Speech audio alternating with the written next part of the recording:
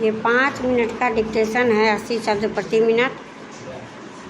Dictation शुरू होता है अब। Ready, start. महोदय, यह बड़े गौरव और प्रसन्नता की बात है कि हिंदुस्तान में 10वां विश्व हिंदी सम्मेलन का आयोजन किया गया था, जिसमें लगभग 40 देशों के प्रतिनिधियों ने हिस्सा लिया था।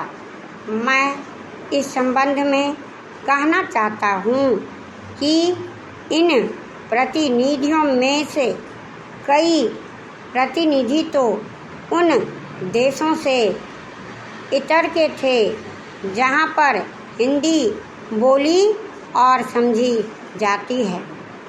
10वें विश्व हिंदी सम्मेलन में वेनिस विश्वविद्यालय इटली की प्रोफेसर मार्का ने कहा कि भारत में उनकी शुरू से ही रुचि रही थी और इसलिए हिंदी सीखी थी। हिंदी एक वैश्विक पहुंच रखती है।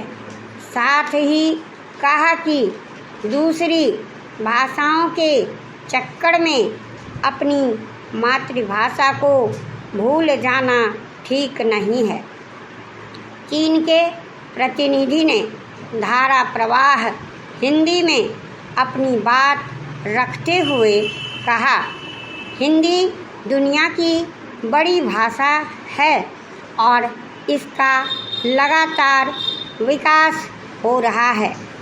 इस सम्मेलन में स्वीडन के एक प्रतिनिधि ने कहा था कि हिंदी बहुत समृद्ध भाषा है, लेकिन इसमें अन्य भाषाओं के समृद्ध शब्दों को समाहित करके और समृद्ध बनाना चाहिए।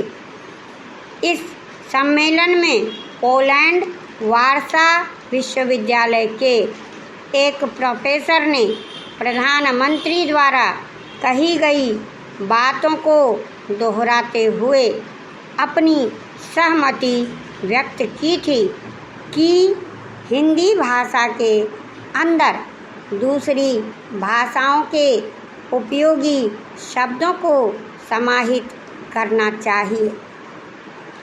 एक प्रतिनिधि ने कहा कि मैं महात्मा गांधी के विचारों से प्रेरित होती रही हूँ, इसलिए उनको जानने के लिए उन्होंने हिंदी सीखी। आजकल हमारे यहाँ हिंदी और हिंदी की फिल्में बहुत लोकप्रिय हो रही है। विश्व हिंदी सम्मेलन में विदेश नीति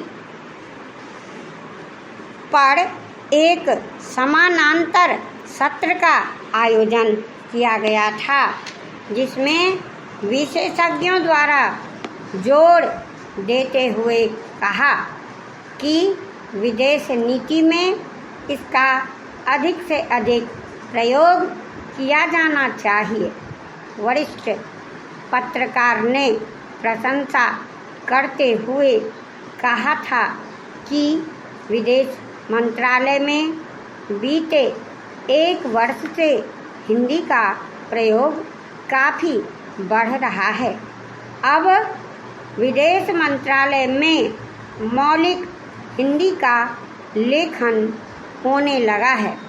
उन्होंने विदेश मंत्रालय की वेबसाइट पर मौलिक हिंदी लेखन को और बढ़ाने की आवश्यकता जताई और क्षेत्रीय भाषाओं में भी जानकारी उपलब्ध करवाने का सुझाव दिया।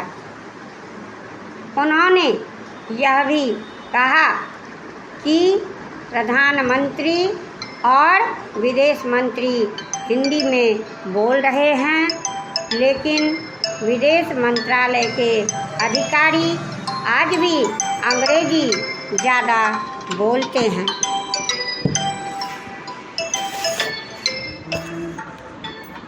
दो सेकंड ज़्यादा